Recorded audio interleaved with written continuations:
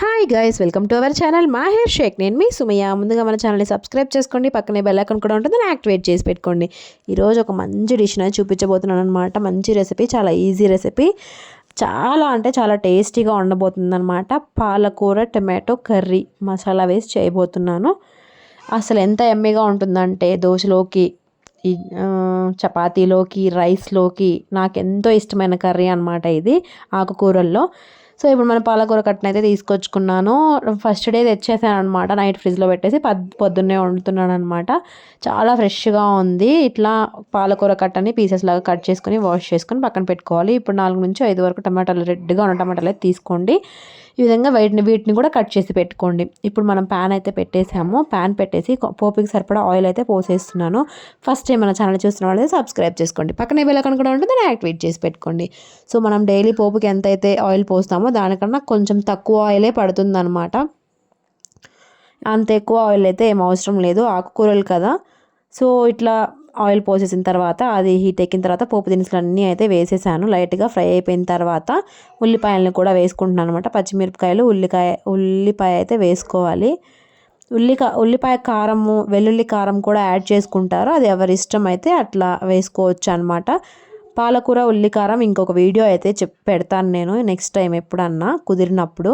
ఇలా ఉల్లిపాయలు కూడా వేసిన తర్వాత దోరగా ఫ్రై అవ్వాలన్నమాట. దోరగా ఫ్రై అయిపోయిన తర్వాత మనము అందులోనే అల్లం వెల్లుల్లి పేస్ట్ ఫ్రెష్గా నూరింది ఉంటే వేసుకోండి.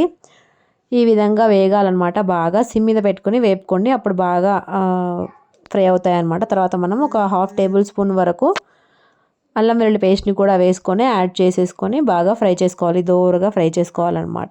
దోరగా ఫ్రై చేసుకున్న తర్వాత మనం ముందుగా కట్ చేసి వాష్ చేసి పెట్టుకున్న పాలకూరను కూడా యాడ్ చేసేసుకోవాలి. పాలకూర చాలా అనిపిస్తుంది, కానీ కుక్ అయితే ఎంత కూడా అవ్వదన్నమాట.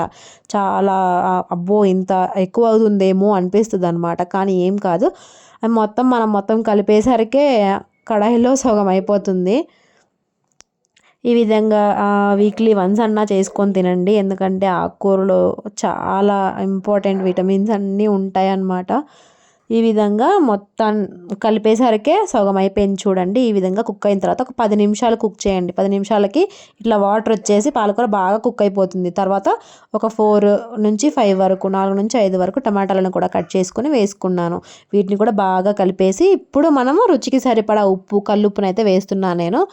మీకు కావాలంటే సాల్ట్ కూడా యాడ్ చేసుకోవచ్చు, పింక్ సాల్ట్ వాడేవాళ్ళు అదైనా వేసుకోవచ్చు అనమాట. ఇలా వేసుకుంటున్నాను. నేను ఇప్పుడు ఉప్పు వేసేది ఎందుకు చూపించానంటే, ఉప్పుని ఇలా గ్లాస్ జార్స్లో స్టోర్ చేసుకోండి, ప్లాస్టిక్లో స్టోర్ చేసుకోవద్దు, అంత మంచిది కాదనమాట. ఈ విధంగా టమాటాలు కూడా కుక్ అయ్యేదాకా కుక్ చేసుకోవాలి. మినిమం 5 to 7 మినిట్స్లో కుక్ అయిపోతుంది అనమాట టమాటోలు. మంచి టమాటోలు అయితే ఈ విధంగా వాటర్ కూడా వచ్చేస్తాయి.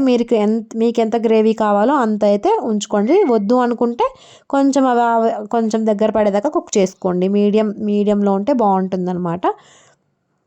ఈ విధంగా కారం లాస్ట్ స్టేజ్లో యాడ్ చేసుకుంటున్నాను. ఇందులో కొంచెం ఫ్లేవర్ కావాలి అనుకుంటే వెల్లుల్లి రెమ్మలు 2 యాడ్ చేసుకోండి, ఫ్లేవర్ అయితే సూపర్ ఉంటుంది. ఇంట్లో అయిపోయాయి, అందుకే వేయలేదన్నమాట.